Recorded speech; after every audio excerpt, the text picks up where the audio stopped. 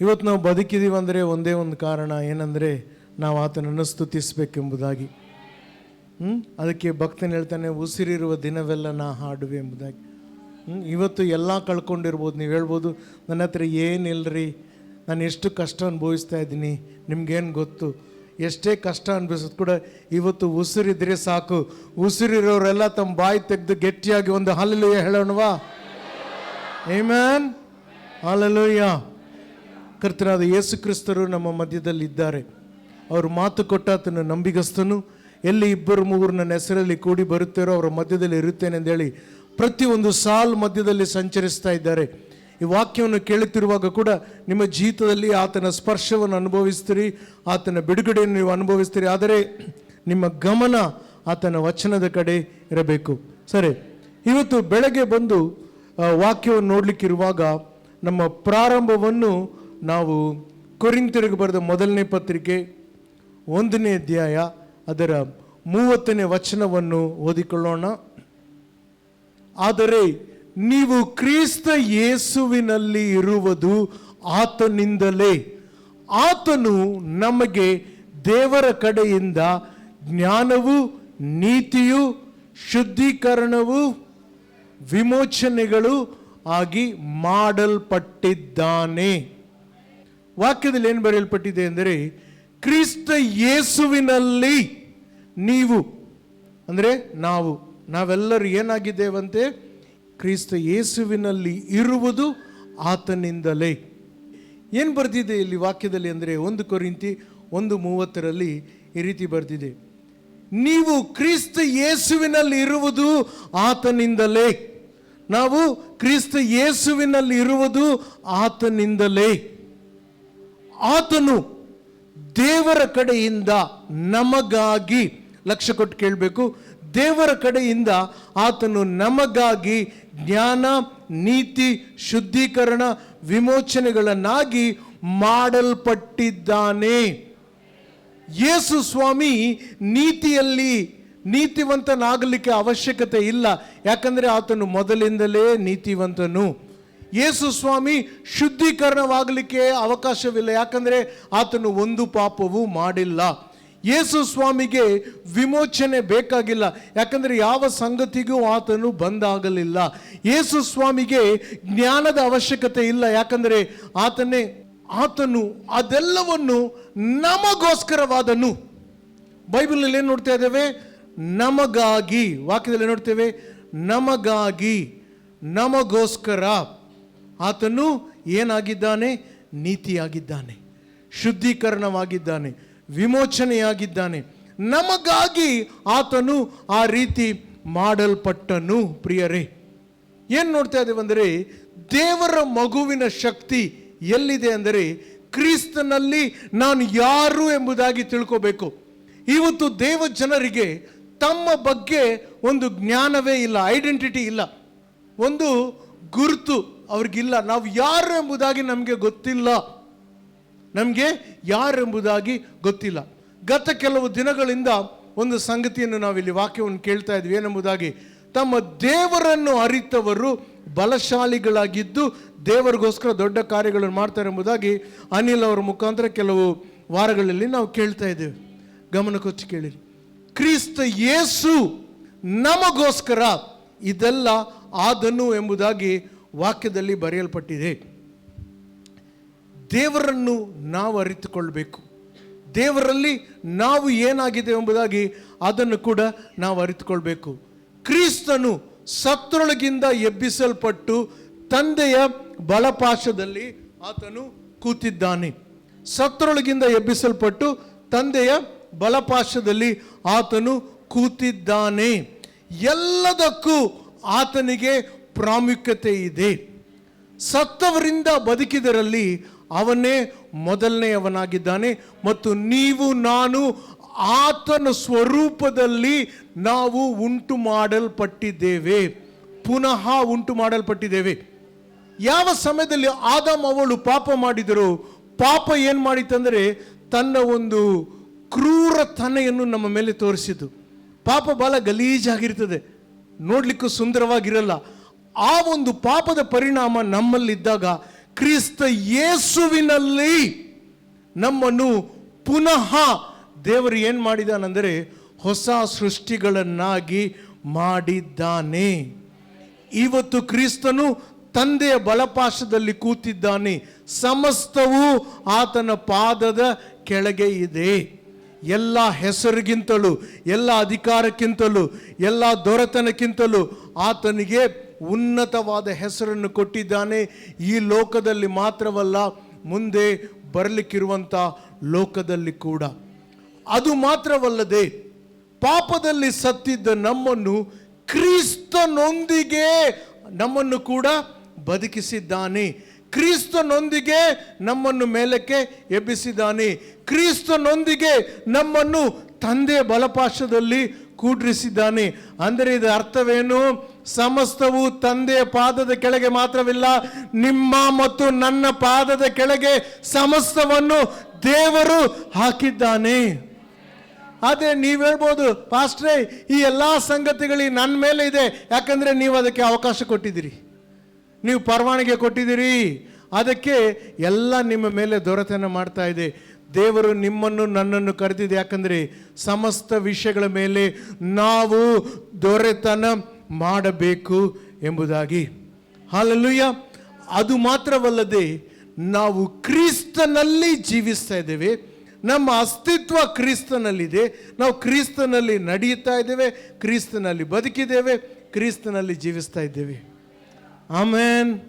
Hallelujah. ಸಕಲ ಆತ್ಮಿಕ ಆಶೀರ್ವಾದಗಳಿಂದ ಕ್ರಿಸ್ತನಲ್ಲಿ ನಾವು ಆಶೀರ್ವದಿಸಲ್ಪಟ್ಟಿದ್ದೇವೆ. ವಾಕ್ಯವು ಈ ರೀತಿ ಹೇಳುತ್ತದೆ, ಆತನ ಪರಿಜ್ಞಾನವು ಜೀವನಕ್ಕೂ ಭಕ್ತಿಗೂ ನಮಗೆ ಬೇಕಾಗಿರುವ ಸಮಸ್ತವನ್ನು ಕ್ರಿಸ್ತ ಯೇಸುವಿನಲ್ಲಿ ನಮಗೆ ಅನುಗ್ರಹಿಸಿದೆ.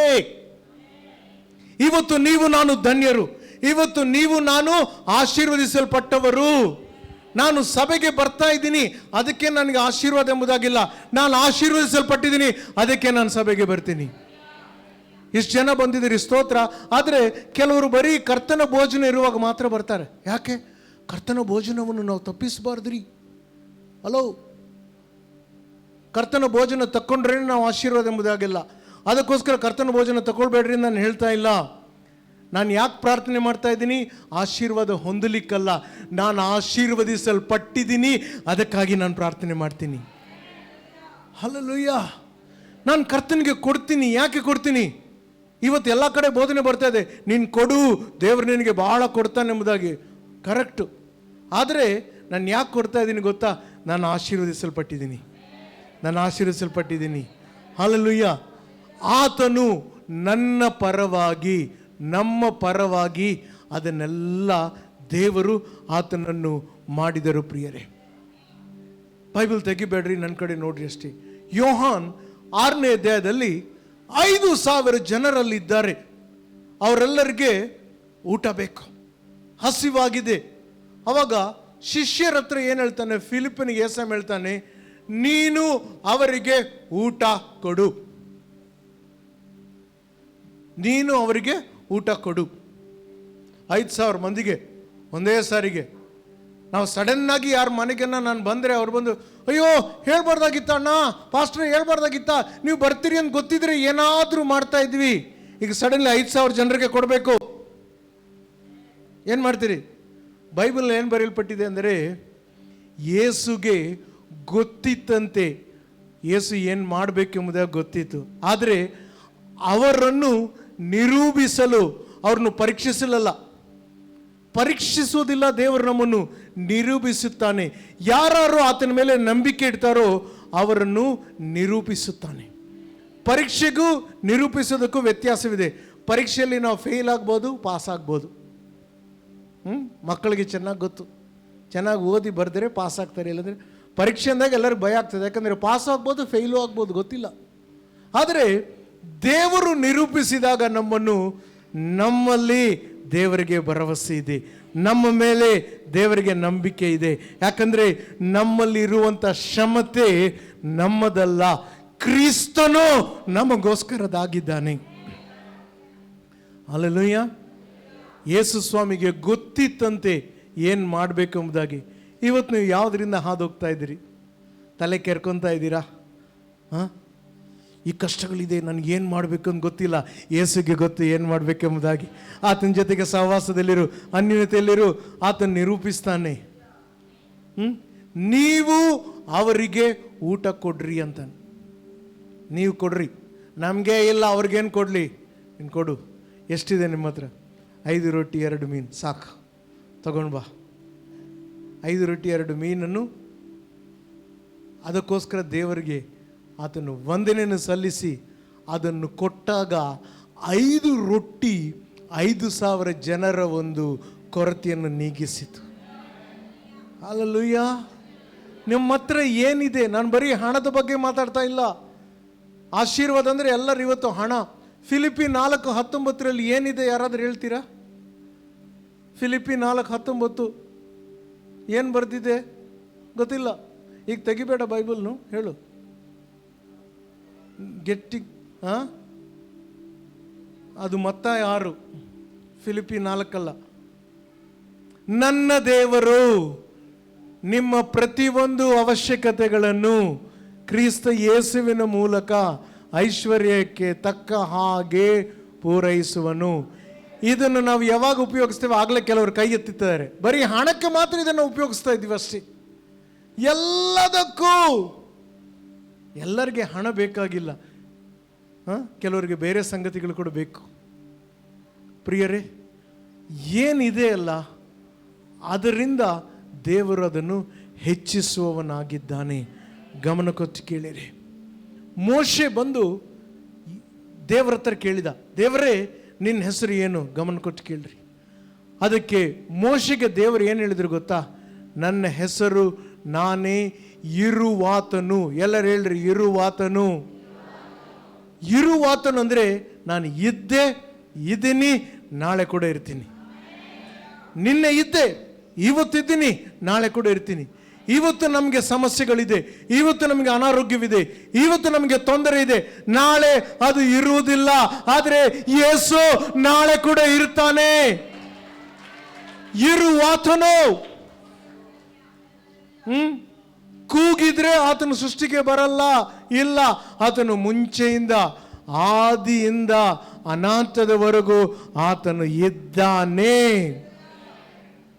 ಅದಕ್ಕೆ ಬೈಬಲ್ನಲ್ಲಿ ಬರೆದಿದೆ, ದೇವರ ಬಳಿ ಬರುವವನು ದೇವರು ಇದ್ದಾನೆ ಮತ್ತು ತನ್ನನ್ನು ಹುಡುಕುವವರಿಗೆ ತಕ್ಕ ಪ್ರತಿಫಲವನ್ನು ಕೊಡ್ತಾನೆ. ದೇವರು ಇದ್ದಾನೆ. ಪಕ್ಕದಲ್ಲಿದ್ರು ನೋಡಿ, ಹೇಳ್ರಿ, ದೇವರು ಇದ್ದಾನೆ. ಹಲ್ಲೆಲೂಯಾ. ದೇವರು ಹೇಳಿದ, ನಿನ್ನ ಹೆಸರು ಏನು ಅಂದರೆ ನಾನು ಇರುವಾತನು. ನಾನು ಇರುವಾತನು. ಆತನು ಏನಾಗಿದ್ದಾನೆ ಪ್ರಿಯರೇ? ಆತನು ಬಂದು ಆರೋಗ್ಯದಾಯಕನಾಗಿದ್ದಾನೆ. ಆತನು ಬಂದು ವಿಮೋಚಕನಾಗಿದ್ದಾನೆ. ಆತನು ನೀತಿಯಾಗಿದ್ದಾನೆ. ಆತನು ಕುರುಬನಾಗಿದ್ದಾನೆ. ಆತನು ನಮ್ಮ ಜಯವಾಗಿದ್ದಾನೆ. ಆತನು ನಮ್ಮ ಸಮಾಧಾನವಾಗಿದ್ದಾನೆ. ಆತನು ಎಲ್ ಶಡಾಯ್ ಆಗಿದ್ದಾನೆ. ಎಲ್ ಶಡಾಯ್ ಅಂದರೆ ನಮ್ಮ ಅಗತ್ಯತೆಗಳಕ್ಕಿಂತ ಹೆಚ್ಚಾಗಿ ಸಾಕು ಆದವನು. ಅಥವಾ ನಿಜವಾದಂಥ ನಿಜವಾದಂಥ ಮೂಲ ಭಾಷೆಯಲ್ಲಿ ಎಲ್ ಶಡಾಯ್ ಎಂಬ ಪದದ ಅರ್ಥವೇನೆಂದರೆ ಒಂದು ಮಗುವಿಗೆ ಹಾಲು ಕುಡಿಸುವಂಥ ಒಂದು ತಾಯಿ. ಆ ಮಗುವಿಗೆ ಬೇರೆ ಏನು ಚಿಂತೆ ಇಲ್ಲ. ಯಾವ ಪಾರ್ಟಿ, ಯಾವ ಸರ್ಕಾರ ಬರಲಿ, ಪೆಟ್ರೋಲ್ ರೇಟ್ ಹೆಚ್ಚಾಗಲಿ ಕಡಿಮೆ ಆಗಲಿ, ಅದು ಇದು, ಆ ಕೂಸಿಗೆ ಯಾವುದು ಚಿಂತೆ ಇಲ್ಲ. ತಾಯಿ ಎದೆಯಲ್ಲಿದ್ದರೆ ಸಾಕು, ಅಲ್ಲಿಂದ ನನಗೆ ಬೇಕಾಗಿದ್ದ ಎಲ್ಲ ಶಕ್ತಿಯ ಹಾಲಲ್ಲಿದೆ, ನನ್ನ ಬೆಳವಣಿಗೆ ಬೇಕಾಗಿದ್ದ ಎಲ್ಲವೂ ಹಾಲಲ್ಲಿದೆ. ಬೈಬಲ್ನಲ್ಲಿ ಬರೆದಿದೆ, ಯೇಸು ನಿಮಗೂ ನನಗೂ ಎಲ್ ಶಡಾಯ್ ಆಗಿದ್ದಾನೆ. ಹಲ್ಲೆಲೂಯಾ. ಇರುವಾತನು. ಆತನು ಏನಾಗಿದ್ದಾನೆ? ಇರುವಾತನು ಆಗಿದ್ದಾನೆ. ಆದರೆ ಬಹಳ ಸಾರಿ ನಾವು ಮರ್ತು ಬಿಡ್ತೇವೆ ಆತನು ಇರುವಾತನು ಎಂಬುದಾಗಿ. ಇರುವಾತನು ಎಂಬುದಾಗಿ ಬಹಳ ಸಾರಿ ಕಷ್ಟ ಬಂದಾಗ ನಾವು ಕೇಳ್ತೇವೆ, ದೇವರೇ ಎಲ್ಲಿದೆಯಪ್ಪ ನೀನು? ದೇವರು ಎಲ್ಲಿ ಇಲ್ಲ, ಅಲ್ಲೇ ಇದ್ದಾನೆ.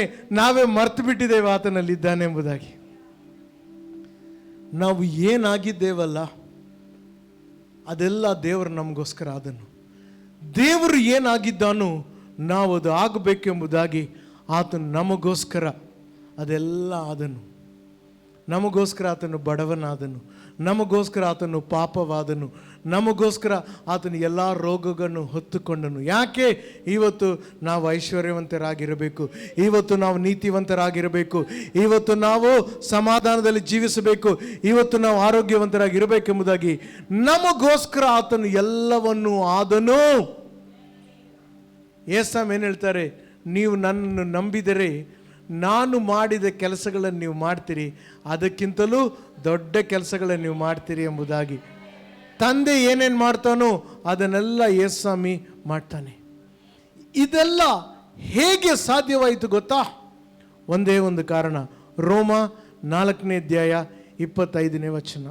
ನಮ್ಮ ಅಪರಾಧಗಳ ದೆಸೆಯಿಂದ ಆತನು ಸಮರ್ಪಿಸಲ್ಪಟ್ಟನು, ನಾವು ನೀತಿವಂತರಾಗಿ ಎಣಿಸಲ್ಪಡಬೇಕೆಂದು ಆತನು ಎಬ್ಬಿಸಲ್ಪಟ್ಟನು. ಆಮೇನ್. ಏನು ನೋಡ್ತೇವೆ?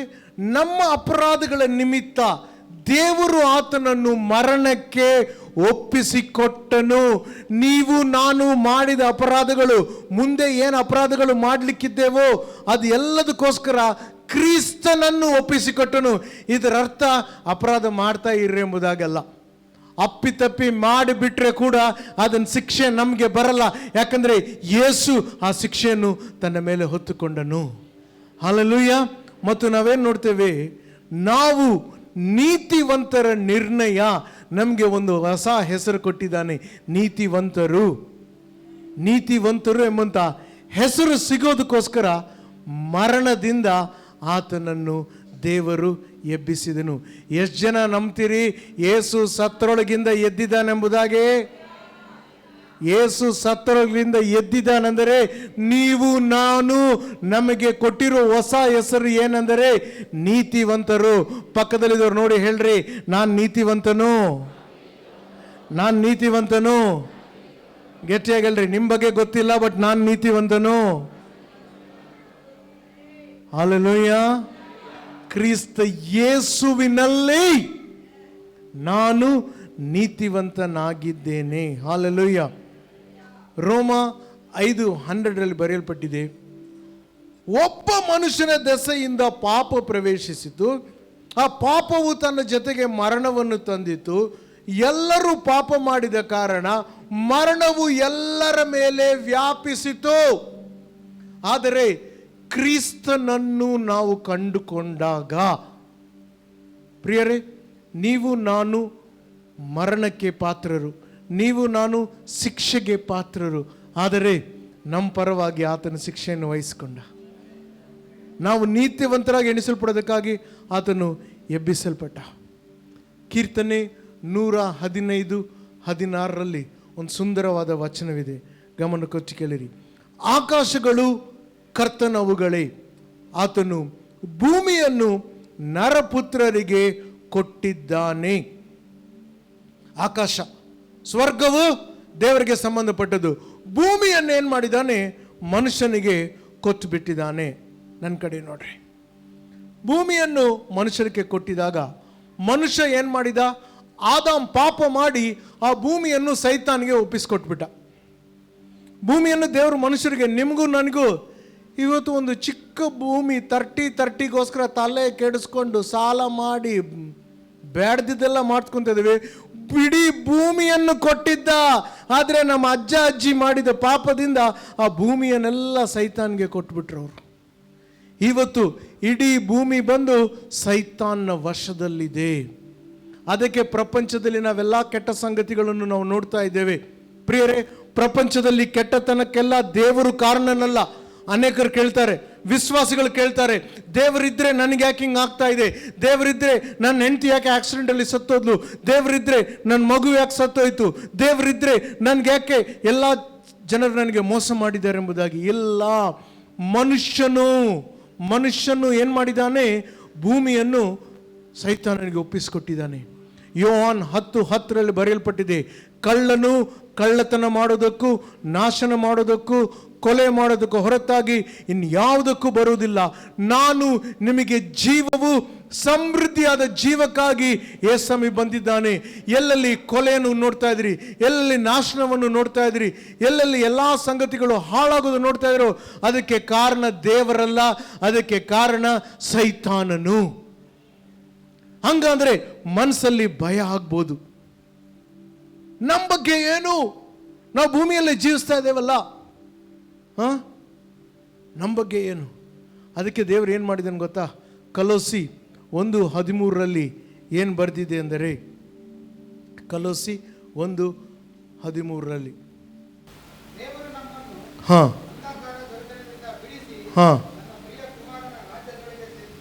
ಆಮೆನ್.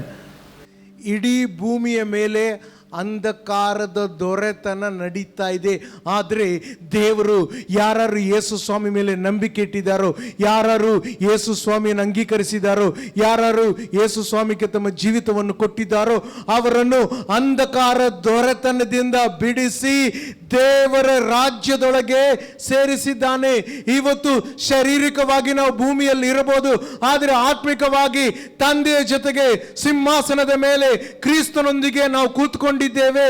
ಸಮಸ್ತವು ದೇವರ ಪಾದದ ಕೆಳಗೆ ಮಾತ್ರವಲ್ಲ, ನಿಮ್ಮ ನನ್ನ ಪಾದದ ಕೆಳಗೆ ಇದೆ. 10,000 ಜನರು ಬಲಕ್ಕೆ, 1,000 ಜನರು ಎಡಕ್ಕೆ ಬಿದ್ದರೂ ಕೂಡ ಗುಡಾರದ ಸಮೀಪಕ್ಕೆ ಉಪದ್ರವ ಬರಲಾರದು. ಕೇಡೇನು ನನಗೆಂದು ಸಂಭವಿಸದು ಮಗನೇ. ಆನಂದವಾಗಿರಿ ದೇವರ ಮಕ್ಕಳೆಲ್ಲ. ಏನೋ ನಿನ್ನೆ ರಾತ್ರಿ ನಿಮ್ಮ ಮನೆಯಲ್ಲಿ ಕಳ್ತನ ಆದಂಗೆ ಎಲ್ಲರೂ ದುಃಖ ಭರಿತರಾಗಿದೆ.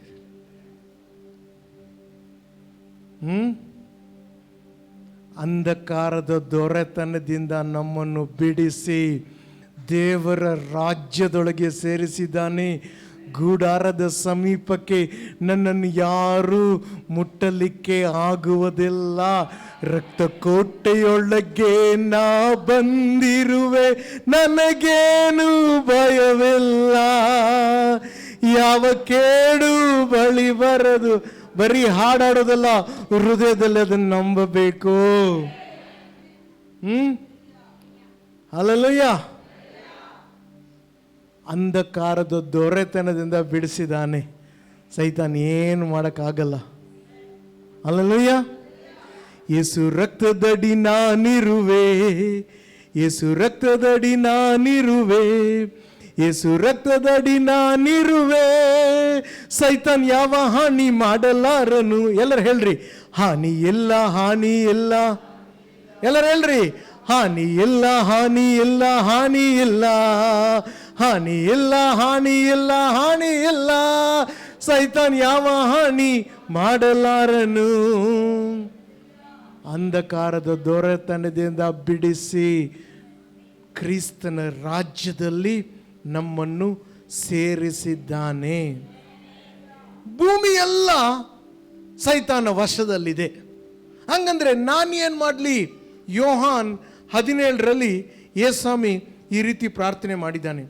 ತಂದೆಯೇ, ನೀನು ನನಗೆ ಕೊಟ್ಟವರಲ್ಲಿ ನಾನು ಎಲ್ಲರನ್ನೂ ಕಾಪಾಡಿದ್ದೇನೆ. ವಾಕ್ಯವು ನೆರವೇರಬೇಕೆಂದು ನಾಶದ ಮಗನು ಅಂದರೆ ಯೂದ ಹೊರತು ಅವರಲ್ಲಿ ಒಬ್ಬನೂ ನಾಶವಾಗಲಿಲ್ಲ. ಈಗ ನಾನು ನಿನ್ನ ಬಳಿಗೆ ಬರುತ್ತಿದ್ದೇನೆ. ನೀನು ಅವರನ್ನು ಲೋಕದೊಳಗಿಂದ ತೆಗೆದು ಬಿಡದೆ ಅವರನ್ನು ಕೇಡಿನಿಂದ ಕಾಪಾಡು. ನಾನು ಕೇಳಿಕೊಳ್ಳುತ್ತೇನೆ, ಆದರೆ ಇವರಿಗೋಸ್ಕರ ಮಾತ್ರವಲ್ಲ, ಇವರ ಮಾತನ್ನು ಕೇಳಿ ಯಾರು ನಂಬ್ತಾರೋ ಅವರೆಲ್ಲರನ್ನು ಕೂಡ ನೀನು ಕಾಪಾಡು. ನನ್ನ ಕಡೆ ನೋಡಿ, ಏಸಪ್ಪ ಏನು ಪ್ರಾರ್ಥನೆ ಮಾಡಿದಾರೆ ಗೊತ್ತಾ? ಸ್ವಾಮಿ, ನೀನು ನನಗೆ ಯಾರನ್ನು ಕೊಟ್ಟಿದೆಯಲ್ಲ ಎಲ್ಲರನ್ನೂ ಕಾಪಾಡಿದ್ದೀನಿ, ಒಬ್ಬನು ಕೂಡ ನಾಶವಾಗಲಿಲ್ಲ. ಯೂದ ಇಸ್ಕರಿಯತ್ ಮಾತ್ರ ಆರಿಸ್ಕೊಂಡು ಹೋಗ್ಬಿಟ್ಟ ಅವನು. ಆದರೆ ಸ್ವಾಮಿ, ಈಗ ನಾನು ಪ್ರಪಂಚನ ಬಿಟ್ಟು ನಿನ್ನ ಕಡೆ ಬರ್ತಾ ಇದ್ದೀನಿ, ಆದರೆ ಇವರೆಲ್ಲ ಇಲ್ಲೇ ಇದ್ದಾರೆ. ಇವರನ್ನು ನೀನು ಲೋಕದಿಂದ ತೆಗಿಬೇಡ, ಅವ್ರನ್ನ ಲೋಕದಲ್ಲೇ ಇಟ್ಟು, ಆದರೆ ಕೇಡಿನಿಂದ ಅವರನ್ನು ಕಾಪಾಡಬೇಕು. ನೀನು ನಾನು ಕೇಡಿನಿಂದ ಕಾಪಾಡಬೇಕೆಂದೇಳಿ ನಮಗೋಸ್ಕರ ಯೇಸು ತಂದೆ ಹತ್ರ ಪ್ರಾರ್ಥನೆ ಮಾಡಿದ್ದಾನೆ. ನೀವು ಹೇಳ್ಬೋದು, ಪಾಸ್ಟ್ರೇ ಅದು ಬಂದು ಅವರು ಶಿಷ್ಯರ ಬಗ್ಗೆ ಪ್ರಾರ್ಥನೆ ಮಾಡಿದ್ರು. ನೋಡ್ರಿ ಏನು ಬರೆಯಲ್ಪಟ್ಟಿದೆ, ಇವರಿಗೋಸ್ಕರ ಮಾತ್ರವಲ್ಲ, ಇವರ ಮಾತನ್ನು ಕೇಳಿ ನಾಳೆ ಯಾರು ನಂಬಿದ್ದಾರೋ, ಎಲ್ಶಡಾಯ್ ಸಭಿಕರೇ ಯಾರು ನೀವು ನಂಬಿದಿರೋ, ನೀವು ವಾಕ್ಯ ಹೇಳಿ ಯಾರು ನಂಬಿದರೋ ಅವರೆಲ್ಲರನ್ನೂ ಕೇಡಿನಿಂದ ಕಾಪಾಡ್ತಾನೆ. ಭೂಮಿಯಲ್ಲಿ ಇರುವ ತನಕ ಯಾವ ಕೇಡು ಉಪದ್ರವವೂ ಸಂಭವಿಸುವುದಿಲ್ಲ. ಹಲ್ಲೆಲೂಯಾ. ಯೇಸು ಏನು ಹೇಳ್ತಾನಂದರೆ, ಮತ್ತಾಯಿ 16, 18, 19 ಬರ್ಕೊಳ್ಳಿ ಮತ್ತು ನನ್ನ ಕಡೆ ನೋಡಿ. ನಾನು ನನ್ನ ಸಭೆಯನ್ನು ಕಟ್ಟುವೆನು, ನರಕದ ದ್ವಾರಗಳು ಅದನ್ನು ಜಯಿಸಲಾಗುವುದಿಲ್ಲ. ಸಭೆ ಅಂದರೆ ಯಾವುದೋ ಕಟ್ಟಡವಲ್ಲ. ಸಭೆ ಅಂದರೆ ನೀವು ನಾನು. ಅಂದರೆ ನಮ್ಮನ್ನು ಕಟ್ಟುವಾತನು ತಂದೆಯಾಗಿದ್ದಾನೆ. ಯೇಸು ನಮ್ಮನ್ನು ಕಟ್ತಾ ಇದ್ದಾನೆ. ನರಕ ನಮ್ಮನ್ನು ಜಯಿಸಲಾಗೋದಿಲ್ಲ. ಯಾವ ಸೈತಾನು ನಮ್ಮನ್ನು ಜಯಿಸಲಾಗೋದಿಲ್ಲ. ಯಾಕ್ರಿ ದುಃಖವಾಗಿದ್ರಿ? ಸೈತಾನ್ ದುಃಖವಾಗಿರಬೇಕು, ನೀವು ಆನಂದವಾಗಿರ್ಬೇಕು. ಪಕ್ಕದಲ್ಲಿದ್ದವ್ರು ನೋಡಿ ಹೇಳ್ರಿ, ಆನಂದವಾಗಿರು. ಕರ್ತನ ಆನಂದವೇ ನಮ್ಮ ಬಲ.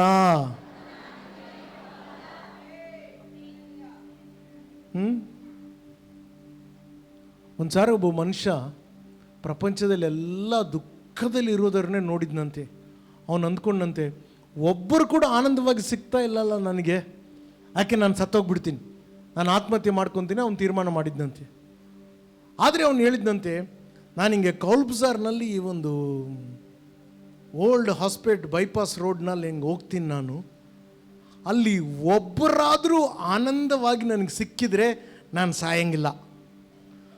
ಆ ವ್ಯಕ್ತಿ ನಿಮ್ಮನ್ನು ನನ್ನನ್ನು ನೋಡಿದರೆ ಅವನು ಬದುಕ್ತಾನ ಸಾಯ್ತಾನ ಆ ನಿರ್ಣಯ ನೀವೇ ತಗೊಳ್ರಿ.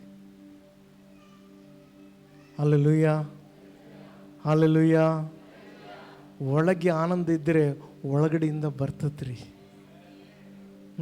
ಭಾಳ ಸಾರಿ ಜನರು ಹೇಳ್ತಾರೆ, ಆರಾಧನೆ ಇವತ್ತು ಚೆನ್ನಾಗೇ ಇರಲಿಲ್ಲ, ಇವತ್ತು ಮ್ಯೂಸಿಕ್ ಯಾಕೋ ಚೆನ್ನಾಗಿರಲಿಲ್ಲ. ಅಲೋ, ಆರಾಧನೆ ನೀನು ದೇವರ ಜೊತೆಗೆ ಕಾಂಟ್ಯಾಕ್ಟ್ ಸರಿಗಿದ್ರೆ ಚೆನ್ನಾಗಿರ್ತೈತೆ. ಒಳಗೆ ಆನಂದ ಇದ್ದರೆ ಉಕ್ಕಿಕೊಂಡು ಅದು ಹೊರಗಡೆ ಬರ್ತದೆ. ಆರಾಧನೆ ಅವರು ಹೆಂಗನ್ನ ಆಡಲಿ, ಮನೆ ಒಳಗೆ ನಾನು ಸ್ತೋತ್ರ ಮಾಡ್ತಾ ಇದ್ರೆ ಇಲ್ಲಿ ಬಂದು ಸ್ತೋತ್ರ ಮಾಡೋದು ಸುಲಭ ಆಗ್ತದೆ.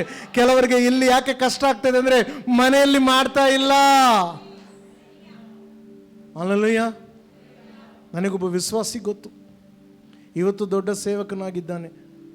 ವಿಶ್ವಾಸಿ ಆಗಿದ್ದಾಗ ಮನೆ ಪಕ್ಕದಲ್ಲಿ ಎಲ್ಲರೂ ಹೇಳ್ತಾಯಿದ್ರು, 4 ಗಂಟೆಗೆ ಇವನು ಮನೆಯಿಂದ ಗಟ್ಟಿಯಾಗಿ ಹಾಡುಗಳು ಬರ್ತದೆ. ಅವ್ರಿಗೆ ಗೊತ್ತಾಗ್ತದೆ 4 ಗಂಟೆ ಆಗಿದೆ, ಯಾಕಂದರೆ ಈ ಮನುಷ್ಯ ಎದ್ದು ದೇವರಿಗೆ ಸ್ತೋತ್ರ ಮಾಡ್ತಾ ಇರ್ತಾರೆ.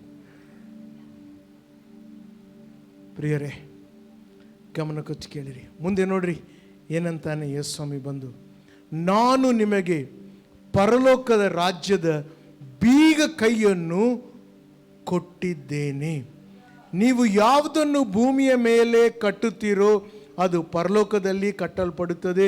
ನೀವು ಯಾವುದನ್ನು ಭೂಮಿಯ ಮೇಲೆ ಬಿಚ್ಚುತ್ತೀರೋ ಅದು ಪರಲೋಕದಲ್ಲಿಯೂ ಬಿಚ್ಚಲ್ಪಡುತ್ತದೆ. Hallelujah, hallelujah. ಇದರ ನಿಜವಾದ ಅರ್ಥವೇನೆಂದರೆ, ಪರಲೋಕದಲ್ಲಿ ಕೆಲವು ಸಂಗತಿಗಳಾಗಲೇ ಬಂಧಿಸಿದೆ. ಪ್ರಾರ್ಥನೆಯಲ್ಲಿ ನೀವು ಅದನ್ನು ಭೂಮಿಯಲ್ಲಿ ನೀವು ಬಂಧಿಸಬೇಕು. ಗಮನ ಕೊಟ್ಟು ಕೇಳ್ರಿ. ಸ್ವರ್ಗದಲ್ಲಿ ಆಗಲೇ ಬಂಧಿಸಿದೆ, ಆದರೆ ಭೂಮಿಯಲ್ಲಿ ದೇವರು ಏನು ಮಾಡೋಕ್ಕಾಗಲ್ಲ. ಯಾಕಂದರೆ ಭೂಮಿ ಮೇಲೆ ದೇವರ ಅಧಿಕಾರ ಇಲ್ಲ. ಹಂಗೆ ನೋಡ್ತಾ ಇದ್ದಾರೆ. ಹೌದ್ರಿ, ಭೂಮಿಯ ಮೇಲೆ ದೇವರಿಗೆ ಯಾವ ಅಧಿಕಾರವಿಲ್ಲ. ಯಾಕಂದರೆ ಎಲ್ಲ ಅಧಿಕಾರವನ್ನು ನಿಮಗೂ ನನಗೂ ಕೊಟ್ಟಿದ್ದಾನೆ, ನಾವು ಉಪಯೋಗಿಸ್ಬೇಕು ಅದನ್ನು.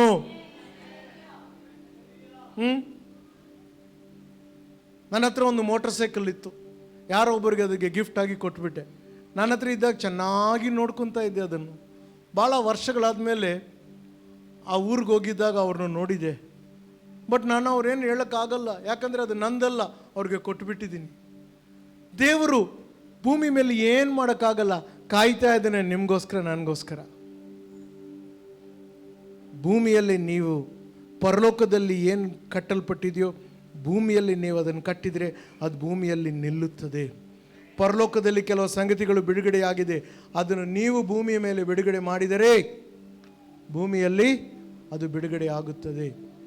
ಇವತ್ತು ಮನೆ ಸುತ್ತಲೂ ಏನೇನು ನಡೀತಾ ಇದೆ ಎಂಬುದಾಗಿ ಚಿಂತೆ ಮಾಡ್ಕೊತ ಅವ್ರನ್ನ ಇವ್ರನ್ನೂ ಶಪಿಸ್ಕೊತ ಇರಬೇಡ್ರಿ. ಸ್ವರ್ಗದಲ್ಲಿ ಅದು ಬಂಧಿಸಲ್ಪಟ್ಟಿದೆ, ಭೂಮಿಯಲ್ಲಿ ನೀವು ಅದನ್ನು ಬಂಧಿಸಿರಿ. ನನ್ನ ಮನೆಯಲ್ಲಿ ನಾನು ಅನಾರೋಗ್ಯವನ್ನು ಬಿಡಲ್ಲ, ನನ್ನ ಮನೆ ಒಳಗೆ ನಾನು ಬಡತನವನ್ನು ಬಿಡಲ್ಲ, ನನ್ನ ಮನೆ ಮೇಲೆ ನಾನು ಅಸಮಾಧಾನ ಬಿಡೋದಿಲ್ಲ. ಅದನ್ನು ಬಂಧಿಸಿರಿ. ಪರಲೋಕದಲ್ಲಿ ಆಗಲೇ ಬಂಧಿಸಲ್ಪಟ್ಟಿದೆ. ನಾವು ಮಾಡಿದಾಗ ಭೂಮಿಯಲ್ಲಿ ನಾವು ಅದನ್ನು ಅನುಭವಿಸ್ತೇವೆ. ಅನೇಕರು ಸುಮ್ಮನೆ ಇದ್ದಾರೆ, ಏನು ಮಾಡ್ತಾ ಇಲ್ಲ, ಅದಕ್ಕೆ ಏನಾಗ್ತಾ ಇಲ್ಲ. ಹಾಗೇ ಇರ್ತೀವಿ. ಗಟ್ಟಿಯಾಗಿ ನಿರ್ಧಾರ ತಗೊಂಡು ಅದನ್ನು ನಿಲ್ಲಿಸಬೇಕು. ಅನಾರೋಗ್ಯಕ್ಕೆ ಸ್ವರ್ಗದಲ್ಲಿ ಅವಕಾಶವಿಲ್ಲ, ಅದಕ್ಕೆ ನನ್ನ ಮನೆಯಲ್ಲೂ ಅದಕ್ಕೆ ಅವಕಾಶವಿಲ್ಲ. ಮೊನ್ನೆ ಒಬ್ಬ ಸೇವಕರ ಬಗ್ಗೆ ಕೇಳಿದಾಗ ನನಗೆ ಸಂತೋಷವಾಯಿತು, ನಾಚಿಕೆನೂ ಆಯಿತು. 50 ವರ್ಷದಿಂದ ಆ ಮನುಷ್ಯನಿಗೆ ಒಂದು ತಲೆನೋವು ನೆಗಡಿ ಬಂದಿಲ್ಲಂತೆ. ಒಂದು ಸಾರಿ ಕೂಡ ಆ ಮನುಷ್ಯನು ನಿರಾಶೆಯಾಗಿ ಕುಗ್ಗಿ ಹೋಗಿ ದುಃಖಭರಿತನಾಗಿ ಇಲ್ಲೇ ಇಲ್ಲಂತೆ. ಹಲೋ, ಯಾರಾದರೂ ನಮ್ಮನ್ನು ಸರಿಯಾಗಿ ಮಾತಾಡಿಸಿಲ್ಲ ಅಂದರೆ ನಮಗೆ ಸಿಟ್ಟು ಬರ್ತದೆ, ಮುಖ ಉಪ್ಪಂದು ಇಟ್ಕೊತೀವಿ. ಯೆಹೋವನ ಆನಂದವೇ ನಮ್ಮ ಬಲ. ನಮ್ಮ ಮನೆಗೆ ಯಾರು ಬರಲಿ ಬಿಡಲಿ, ಯಾರು ನನ್ನ ಬಗ್ಗೆ ಚೆನ್ನಾಗಿ ಮಾತಾಡಲಿ ಬಿಡಲಿ, ನನ್ನ ಹೆಸರನ್ನು ದೇವರು ತನ್ನ ಪುಸ್ತಕದಲ್ಲಿ ಬರೆದಿಟ್ಕೊಂಡಿದ್ದಾನೆ. ಮತ್ತು ಕ್ರಿಸ್ತನು ನನ್ನನ್ನು ನೋಡಿದಾಗೆಲ್ಲ ದೇವರ ನೀತಿಯಾಗಿ ನನ್ನನ್ನು ನೋಡ್ತಾನೆ ಇರುವಾಗ ನೀವು ನನ್ನ ಬಗ್ಗೆ ಒಳ್ಳೇದಾಗ ಅಂದ್ಕೊಂಡ್ರೆ ನಿಮಗೆ ಒಳ್ಳೇದು. ನನ್ನ ಬಗ್ಗೆ ಯಾರೇನು ಅಂದ್ಕೊಂಡ್ರು ನನಗೆ ಚಿಂತೆ ಇಲ್ಲ. ನಮ್ಮ ಅಪ್ಪ ನನ್ನ ಬಗ್ಗೆ ಒಳ್ಳೇದಾಗ ಅಂದ್ಕೊಂಡಿದ್ದಾನೆ, ಅದೇ ನನಗೆ ಸಾಕು. ಇದು ಕ್ರೈಸ್ತವ ಜೀವನ ರೀ. ಎಲ್ಲ ಚೆನ್ನಾಗಿದ್ರೆ ಎಲ್ಲರೂ ಸಂತೋಷವಾಗಿರ್ತವೆ.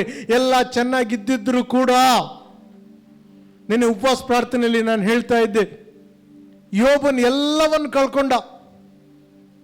ಕುಟುಂಬ ಹೋಯ್ತು, ಆಸ್ತಿ ಹೋಯ್ತು, ಆರೋಗ್ಯ ಹೋಯ್ತು. ಹೆಂಡತಿ ಬಂದು ಹೇಳ್ತಾಳೆ, ದೇವರನ್ನು ಶಪಿಸ್ಬಿಟ್ಟು ಸತ್ತೋಗ್ಬಿಡು, ಸುಮ್ಮನೆ ಯಾಕೆ ಬದುಕಿದಿ.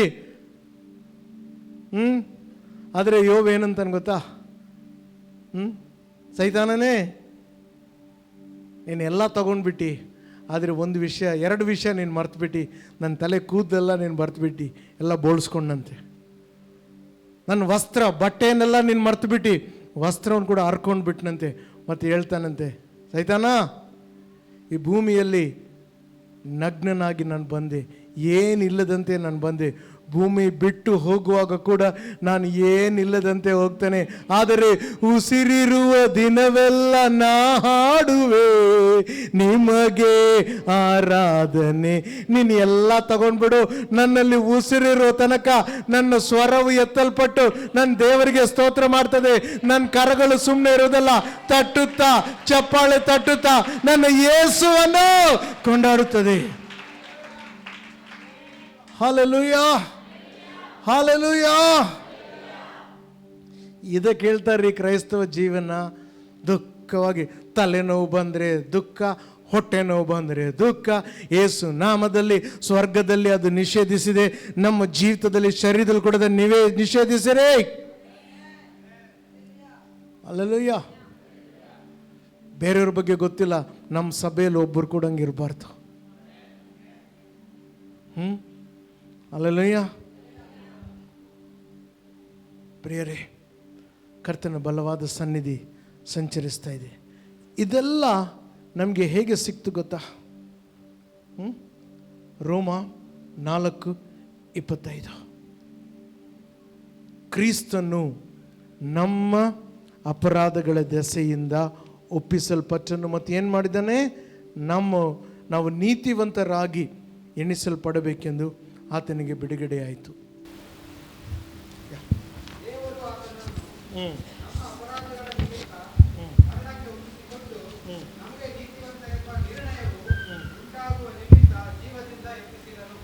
ಆಮೆನ್. ಜೀವದಿಂದ ನಮ್ಮನ್ನು ಎಬ್ಬಿಸಿದನು. ಮುಂದೆ ಓದಪ್ಪ.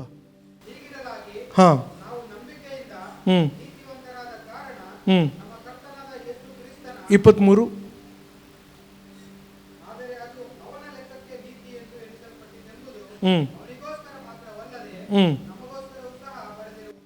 ಬರೀ ಅವನಿಗೋಸ್ಕರ ಮಾತ್ರ ಅದು ಬರೆದಿಲ್ಲ. ಯಾರು ಅವನು? ರೋಮ 4:3.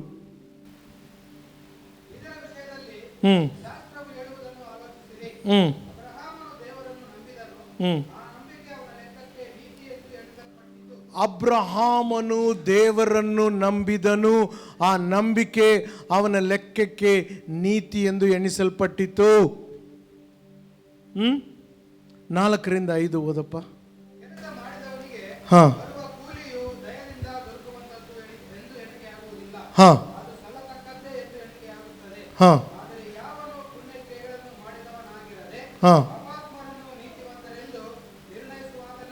ಹಾ. ಆಮೆನ್. ಕೆಲಸ ಮಾಡುವವನಿಗೆ ಸಂಬಳ ಅದು ಒಂದು ವರ ಅಥವಾ ಗಿಫ್ಟ್ ಅಂತೇಳಿ ಹೇಳಲಿಕ್ಕಾಗಲ್ಲ. ಕಷ್ಟಪಟ್ಟು ದುಡಿದಿದ್ದಾನೆ, ಅವನಿಗೆ ಸಿಗ್ತದೆ. ಕಷ್ಟಪಟ್ಟು ನಾವು ದುಡಿದು ದೇವರ ನೀತಿಯನ್ನು ಸಂಪಾದಿಸಿಕೊಳ್ಳಲಿಕ್ಕೆ ಆಗುವುದಿಲ್ಲ. ಪುಣ್ಯ ಕ್ರಿಯೆಗಳಿಂದ, ಒಳ್ಳೆ ಕೆಲಸಗಳಿಂದ ನಾವು ದೇವರು ಕೊಟ್ಟಿದ್ದನ್ನು ಸಂಪಾದಿಸಿಕೊಳ್ಳಲಿಕ್ಕೆ ಆಗುವುದಿಲ್ಲ. ನಂಬಿಕೆಯ ಮುಖಾಂತರ, ಕ್ರಿಸ್ತನಲ್ಲಿ ನೀವು ನಾನು ಇಟ್ಟಿರುವ ನಂಬಿಕೆ ಅದಕ್ಕೆ ಅಮೂಲ್ಯವಾದದ್ದು.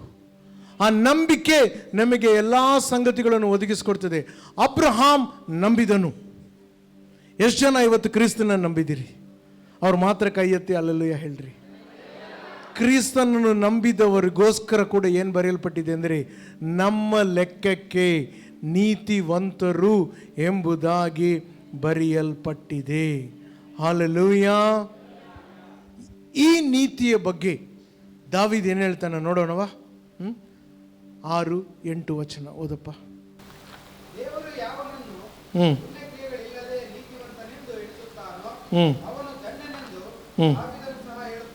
ಆಮೇನ್. ದಾವೀದನು ಸಹ ಏನು ಹೇಳ್ತಾನೆ? ಒಳ್ಳೆ ಕೆಲಸಗಳು ಮಾಡದಂತೆ ನೀತಿವಂತನೆಂದು ಎಣಿಸಲ್ಪಡುವವನು ಧನ್ಯನು.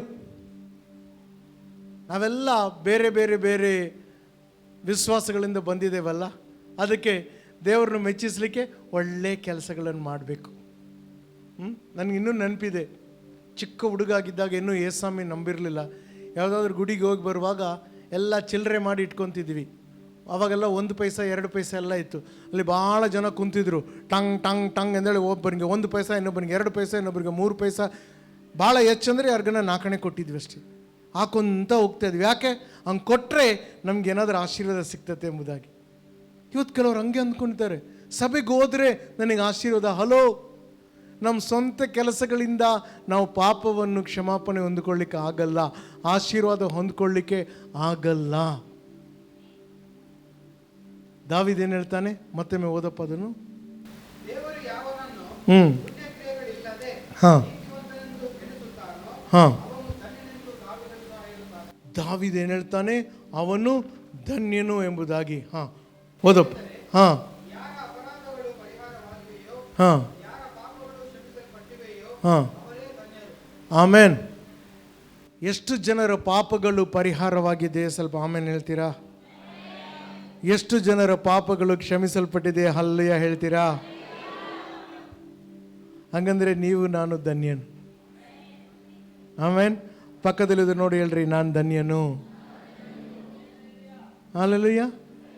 ಅನೇಕರು ಹೇಳ್ತಾರೆ, ಇವತ್ತು ನಾನು ಸಭೆಗೆ ಹೋಗಿಲ್ಲ, ಕರ್ತನ ಭೋಜನ ಇತ್ತು, ಇವತ್ತು ನಾನು ಹೋಗಿಲ್ಲ, ಅದಕ್ಕೆ ನಾನು ಧನ್ಯನೋ ಏನೋ. ಹಲೋ, ಯಾರ ಪಾಪಗಳು ಕ್ಷಮಿಸಲ್ಪಟ್ಟಿದೆಯೋ, ಯಾರ ಅಪರಾಧಗಳು ಕ್ಷಮಿಸಲ್ಪಟ್ಟಿದೆಯೋ ಅವರು ಧನ್ಯರಾಗಿದ್ದಾರೆ. ಹಲ್ಲೆಲೂಯಾ. ಜೀವಿಸೋಣ, ವಾಕ್ಯದ ಅನುಸಾರವಾಗಿ ಜೀವಿಸೋಣ. ನಂಬಿಕೆಯಿಂದ ದೇವರು ನಮಗೆ ಕೊಟ್ಟಿದ್ದನ್ನು, ನೀತಿಯನ್ನು ನಮಗೆ ಕೊಟ್ಟಿದ್ದನ್ನು ಕೆಲಸದಿಂದ ಅನೇಕರು ಪಡ್ಕೊಳ್ಳಿಕ್ಕೆ ನೋಡ್ತಾ ಇದ್ದಾರೆ. ಬೇಡ, ಬಿಟ್ಬಿಡ್ರಿ. ನಾವು ಮಾಡಿದ ಕೆಲಸಕ್ಕೆ ದೇವರು ನಮಗೆ ಸಂಬಳ ಕೊಡಬೇಕಂದ್ರೆ ಯಾರಿಗೂ ಸಂಬಳ ಸಿಗಲ್ಲ. ಯಾಕೆ? ಲೇಟ್ ಬರ್ತೀರಿ ಭಾಳ ಮಂದಿ.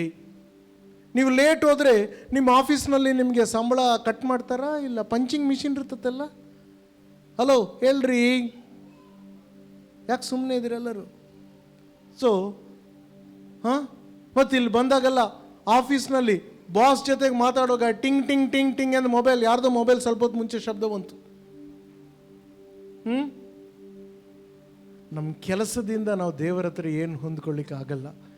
ಏನೇ ಇದ್ದರೂ ಕೂಡ ಕೃಪೆಯಿಂದಲೇ ನಂಬಿಕೆ ಇಟ್ಟು ನಾವು ಹೊಂದ್ಕೊಳ್ಳಿಕ್ಕಾಗ್ತದೆ. ಆದರೆ ಯಾವಾಗ ಬಂದು ನಾನು ಕೆಲಸ ಮಾಡಿ ಹೊಂದಿಕೊಳ್ಳಿಕ್ಕೆ ಪ್ರಯತ್ನೇನೋ ನನಗೇನು ಸಿಗಲ್ಲ. ಅದಕ್ಕೆ ನಮ್ಮ ಜೀವನಗಳು ಹೀಗಿದ್ದಾವೆ. ಮತ್ತೆ ಹೇಳ್ತೀವಿ, ದೇವರು ಅವ್ರನ್ನ ಆಶೀರ್ವದಿಸ್ತಾನೆ, ನನ್ನ ಆಶೀರ್ವದಿಸಿಲ್ಲ. ಯಾಕೆ? ಅವ್ರ ನಂಬಿಕೆಯಿಂದ ಹುಡುಕಿದ್ರು, ನೀವು ಕೆಲಸ ಮಾಡಿ ಹುಡುಕ್ತೀರಿ. ಭಾಳ ಸಾರಿ ದೇವರು ನನ್ನ ಹತ್ರ ಮಾತಾಡಿ ಹೇಳಿದರು, ಹೇಳು ನನ್ನ ಜನರಿಗೆ ಕೃಪೆಯಿಂದ ನಾನು ಅವ್ರಿಗೆ ಕೊಟ್ಟಿದ್ದನ್ನು ಅವರು ಸಂಪಾದಿಸ್ಕೊಳ್ಳಿಕ್ಕೆ ನೋಡ್ತಾ ಇದ್ದಾರೆ, ಅದು ಆಗಲ್ಲ ಅಂತ ಹೇಳ್ರಿ. ನೀವೇ ಯೋಚನೆ ಮಾಡಿರಿ.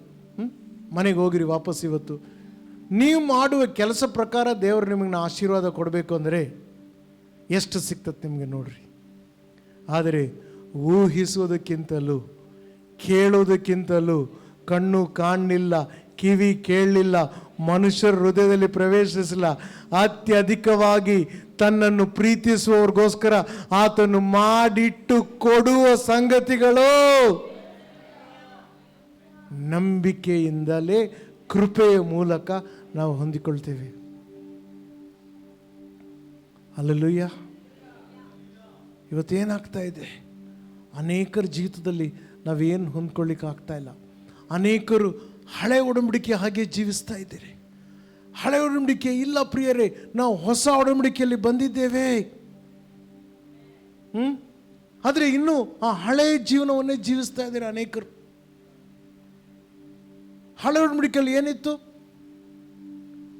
ಅಶುದ್ಧವಾದದನ್ನು, ಒಬ್ಬ ಕುಷ್ಠರೋಗಿಯನ್ನು ನಾವು ಮುಟ್ಟಿದರೆ ನಾವು ಅಶುದ್ಧವಾಗ್ತಿದ್ದೇವೆ ಹಳೆ ಒಡಂಬಡಿಕೆಯಲ್ಲಿ.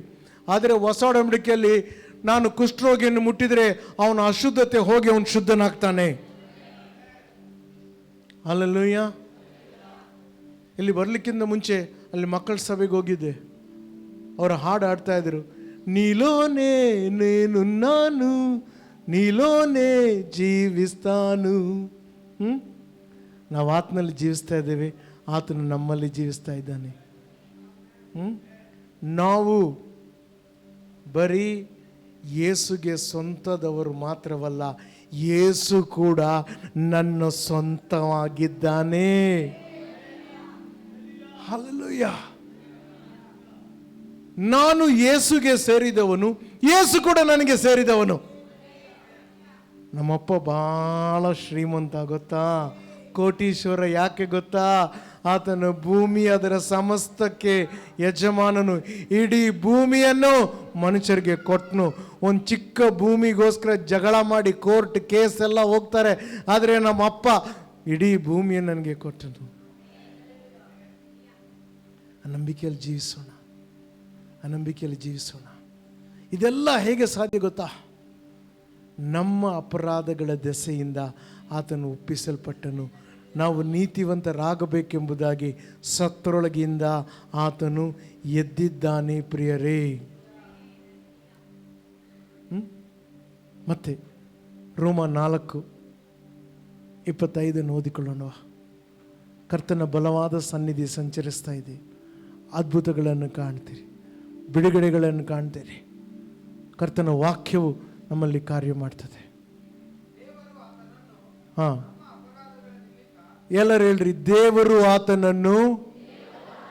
ಸ್ವಲ್ಪ ಗಟ್ಟಿಗೆ ಹೇಳ್ತೀರಾ? ದೇವರು ಯೇಸುವನ್ನು,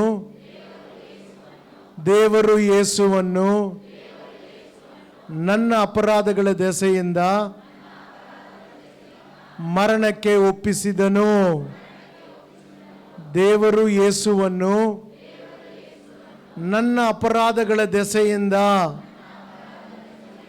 ಮರಣಕ್ಕೆ ಒಪ್ಪಿಸಿದನು. ನಾನು ನೀತಿವಂತನಾಗಬೇಕೆಂದು ಆತನನ್ನು ಸತ್ತರೊಳಗಿಂದ ಎಬ್ಬಿಸಿದನು. ಗಟ್ಟಿಯಾಗಿ ಹೇಳ್ರಿ, ನಾನು ನೀತಿವಂತನೆಂದು ನಿರ್ಣಯ ಹೊಂದಲು ಯೇಸುವನ್ನು ಸತ್ತರೊಳಗಿಂದ ಎಬ್ಬಿಸಿದನು. ಆಮೆನ್. ಈ ಬಿಲ್ಡಿಂಗ್ನಲ್ಲಿ ಇರುವಂತಹ ನೀತಿವಂತರು ಮಾತ್ರ ಕೈ ಎತ್ತಿ ಹಲ್ಲೆಲೂಯಾ ಹೇಳ್ರಿ. ಕೆಲವರು ಕೈ ಎತ್ತಿಲ್ಲ, ರಕ್ಷಣೆ ಹೊಂದಿಕೊಳ್ಳ್ರಿ ಬಂದು. ಹಲ್ಲೆಲೂಯಾ. ಪ್ರತಿ ಸಾರಿ ಆ ಕ್ರೂಜಿಯನ್ನು ನೋಡಿದಾಗಲ್ಲ, ಇವತ್ತು ಪ್ರಪಂಚದಲ್ಲೆಲ್ಲ ಲೆಂಟ್ ಸೀಸನ್ ಎಂದೇಳಿ ಆಚರಿಸ್ತಾ ಇದೆ. ಇರಲಿ, ಸ್ತೋತ್ರ. ಒಂದು ದಿನ ಯೇಸು ನನಗೋಸ್ಕರ ಶಿಲುಬೆಯಲ್ಲಿ ಸತ್ತ, ಅದು ಯಾವತ್ತನ್ನ ಇರಲಿ, ಆತನ ಸತ್ತಿದ್ದು ಮಾತ್ರ ನಿಶ್ಚಯ, ಸತ್ತು ಉಣಲ್ಪಟ್ಟು ಎದ್ದಿದ್ದು ಇನ್ನೂ ನಿಶ್ಚಯ, ಕಡು ಖಂಡಿತವಾಗಿದೆ ಅದು. ಆ ಕ್ರೂಜಿಯನ್ನು ನೋಡಿದಾಗಲ್ಲ, ಆತನ ಮರಣವನ್ನು ನೆನೆಸ್ಕೊಂಡಿದಾಗ ಒಂದೇ ಒಂದು ನೆನಪು ಬರ್ತದೆ, ನೀವು ನಾನು ಆ ಸ್ಥಳದಲ್ಲಿ ಇರಬೇಕಾಯಿತು, ಆದರೆ ಬೇಡ, ನಿಮ್ಮ ಪರವಾಗಿ ನಿಮ್ಮ ಪಾಪದ ದೆಸೆಯಿಂದ, ನಿಮ್ಮ ಅಪರಾಧದ ದೆಸೆಯಿಂದ ನಾನು ನಿಮಗೋಸ್ಕರ ಸಾಯ್ತೇನೆ ಎಂದೇಳಿ ಆತನು ಸತ್ತನು. ನಾವು ಮರಣದಿಂದ ಎಬ್ಬಿಸಲ್ಪಡಬೇಕೆಂದೇಳಿ ನಮಗೋಸ್ಕರ ಆತನು ಎಬ್ಬಿಸಲ್ಪಟ್ಟನು ಸತ್ತರೊಳಗಿಂದ. ಇವತ್ತು ನಾನು ಶುದ್ಧೀಕರಣ ಹೊಂದಿದ ಪಾಪಿ ಅಲ್ಲ, ನಾನು ನೀತಿವಂತನಾಗಿದ್ದೇನೆ. ಯಾವನಾದರೂ ಕ್ರಿಸ್ತನಲ್ಲಿದ್ದರೆ ಆತನು ನೂತನ ಸೃಷ್ಟಿಯು, ಹಳೆಯದೆಲ್ಲವೂ ಗತಿಸಿ ಹೋಗಿದೆ, ಎಲ್ಲವೂ ನೂತನವಾಗಿದೆ. ಹಲ್ಲೆಲೂಯಾ. ದೇವರು ಎಂದೆಂದಿಗೂ ನಮ್ಮ ಪಾಪಗಳನ್ನು ನಮ್ಮ ಲೆಕ್ಕಕ್ಕೆ ಹಾಕುವುದಿಲ್ಲ, ಯಾಕಂದರೆ ಅದನ್ನಾಗಲೇ ಕ್ರಿಸ್ತನ ಲೆಕ್ಕೆಗೆ ಹಾಕಿಬಿಟ್ಟಿದ್ದಾನೆ. ರೋಮ 5ನೇ ಅಧ್ಯಾಯ ಕೆಲವು ವಚನಗಳನ್ನು ನೋಡಿಕೊಂಡು ಪ್ರಾರ್ಥನೆಗೆ ಸಿದ್ಧರಾಗಿರಿ. ರೋಮ 5:1-2.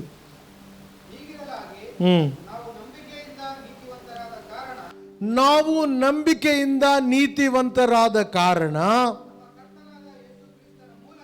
ನಮ್ಮ ಕರ್ತನಾದ ಕ್ರಿಸ್ತ ಯೇಸುವಿನ ಮೂಲಕ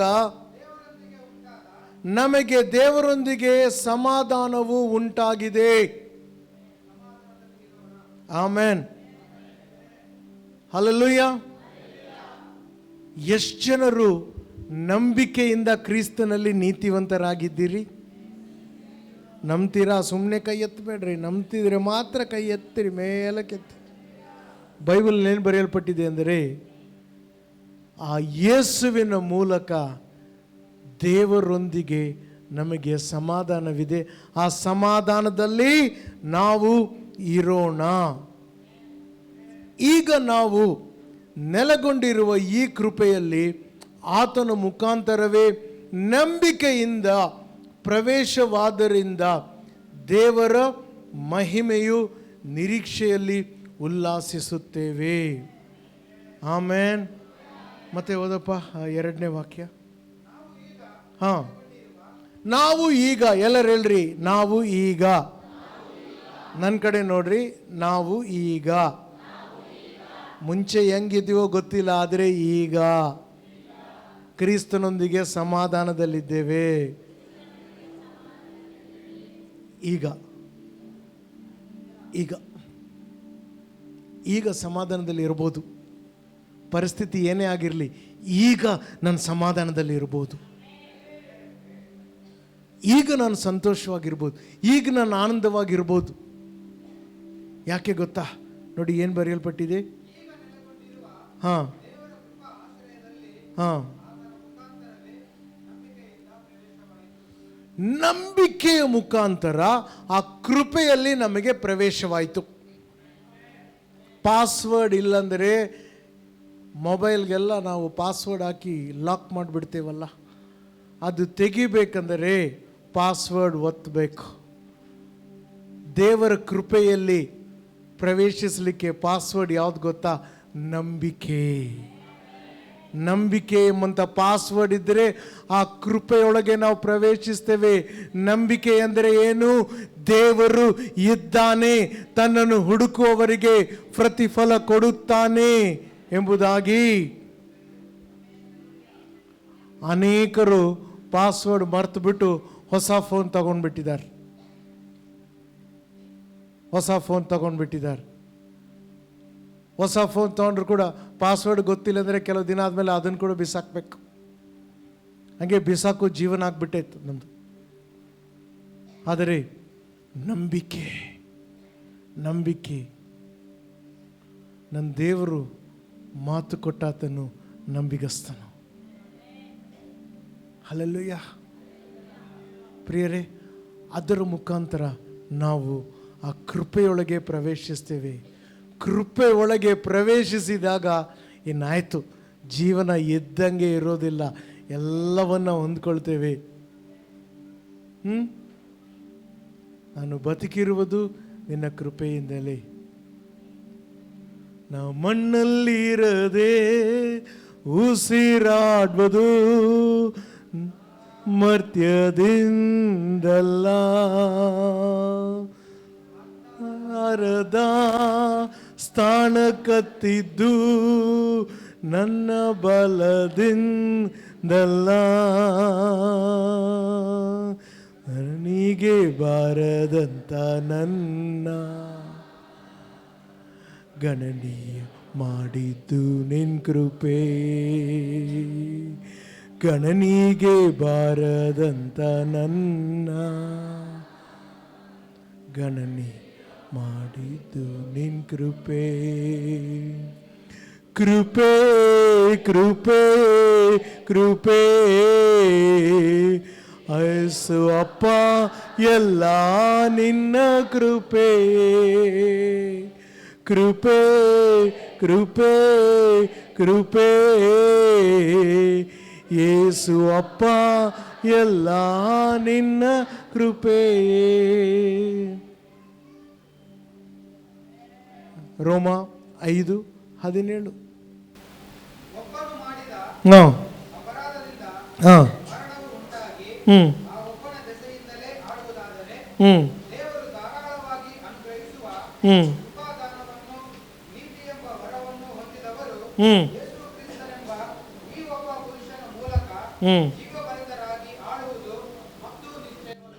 ಆಮೆನ್.